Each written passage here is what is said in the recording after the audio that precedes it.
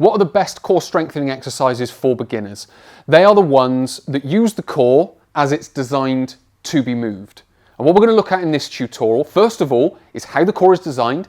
Then we're going to look at the core exercises. And then most importantly, we're going to look at how to perform them most effectively. If you want to build core strength and stability, please click the link below.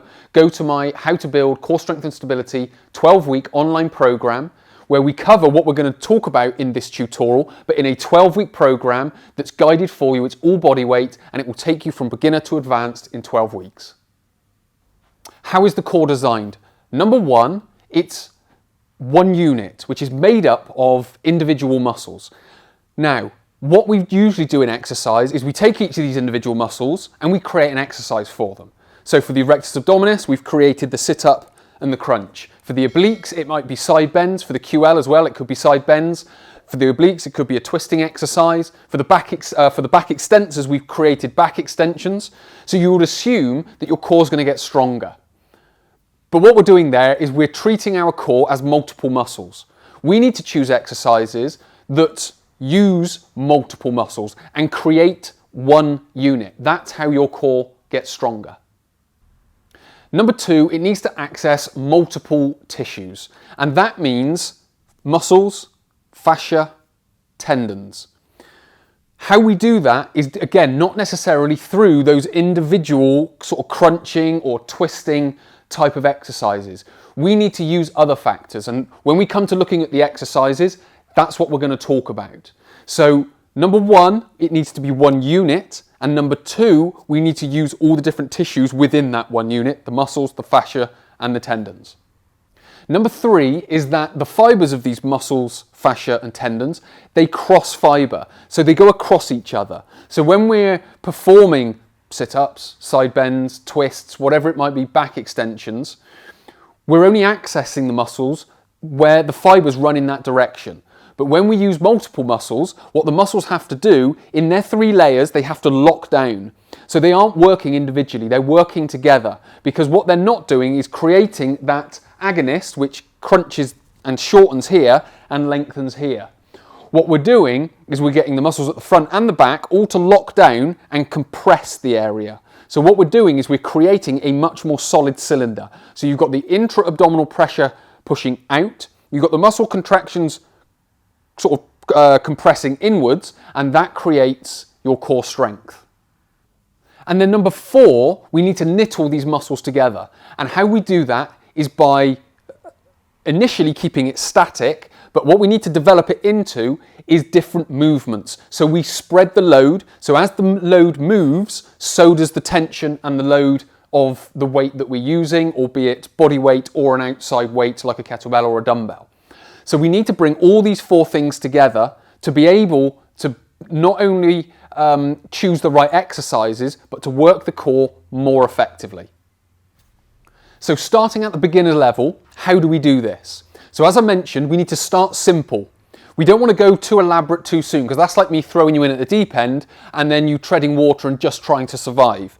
What we need to do is get you in at the shallow end and work you the way up into the deep end, or start you at the beginner level, move you to intermediate, and then move you up into advanced. So how we do this to start with is just very simple. We choose four exercises: the plank, the side plank, the bird dog, and the bridge. Because in these exercises, we get all of those muscles working. So when we come into the plank, we hit here. So we get the anterior fibers of all the muscles, be it rectus abdominis or the anterior fibers of the internal and external obliques. We're bracing the torso as well, so we're holding that nice and tight. So we're not only got the muscles working, we're consciously making them work. What we then do is we come up into a side plank. That then gets the lateral fibers, so lats, QL, obliques. So we're starting to get multiple muscles working, like we talked about in the previous part. So we're starting to knit muscles together. We're starting to use it more as one unit. We still are dividing it up into sort of front, side, and back. But what we're starting to get are, rather than just individual muscles, we're getting that front, side, and back. And then the final two, the bird dog and the bridge, is into here and out. So what we're getting here are the spinal erectors, glutes. We can get the lats working as well on both sides, and the spinal erectors. So we're starting to get all those muscles working. Then with the bridge, again, it's the as we lift the hips, the glutes are activating. You'll get some of the spinal erectors as well. You can brace the abdominals. So again, we're starting to get a much more complete core exercise from these four. What we can then do is then start moving that on and start adding in different bits of movement. As we get to a more intermediate level, we can start introducing some movement. So what we're going to do is we're going to start with a plank with an arm raise, then we're going to go to a plank into a side plank, and then when we get into the advanced, which is the next section, we'll talk about actually using some outside weights.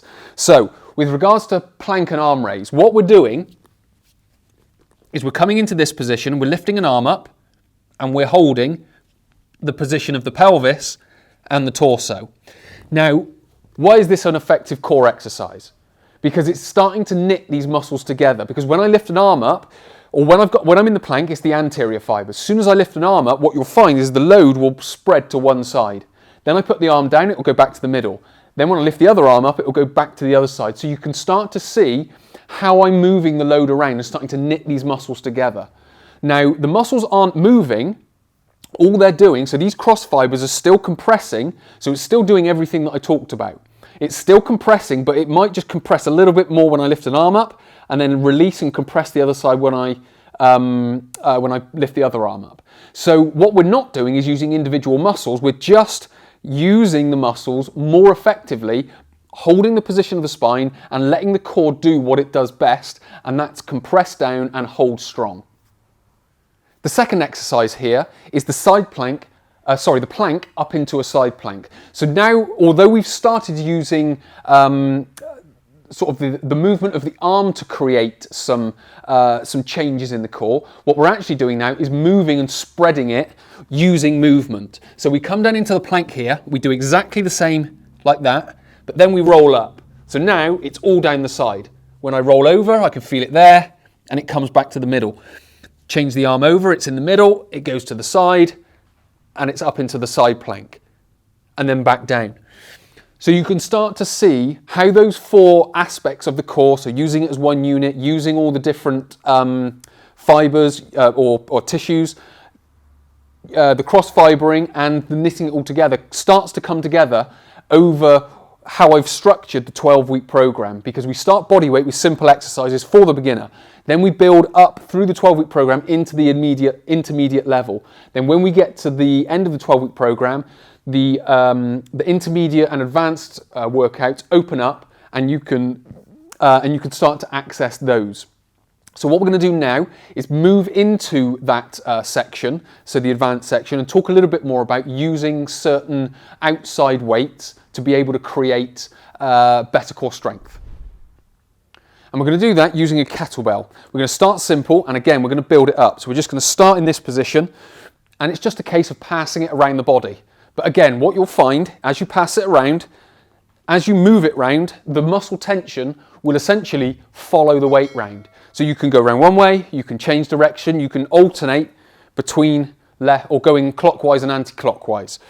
So all the time you're creating tension, and this time you're knitting the muscles of the back and the front together with the sides as well. And because the other part of which is what's so great about kettlebells is you're holding your body nice and solid. So all three layers are working to hold that spine in position, to maintain the position of the torso. If you let that go, this type of thing will happen. And you'll start to rock and the shoulders will rock. But now your core's working much more effectively as you pass that kettlebell around. So it's a much more effective exercise. The second one that comes with that, which is where we can start using more tissues more effectively. The tissues are being worked through all of these exercises, but as you encourage more movement and more sort of plyometric bounce to it, you're starting to get more of the fascia and the tendons involved. So that just means passing it around and just moving the weight. Again, you're not being pulled around by it, but what you're doing is you're holding strong, and that's where your core's working that much more effectively. So that is a very quick whistle-stop tour of how the 12-week program is structured and how beginners start with core strength and progress up into the intermediate and advanced levels as you work through the 12-week program.